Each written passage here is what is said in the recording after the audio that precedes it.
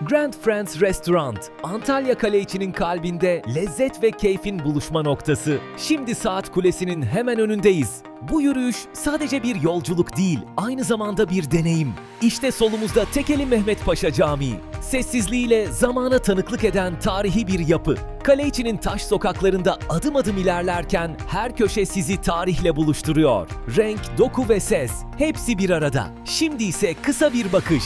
Geleneksel halıların sergilendiği otantik bir dükkan dar geçitlerden geçerek son adımları atıyoruz.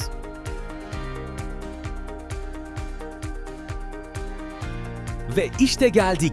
Grand Friends. Sadece yemek değil, atmosferin ve samimiyetin adresi. Her detayıyla sizi evinizde hissettiren bir deneyim.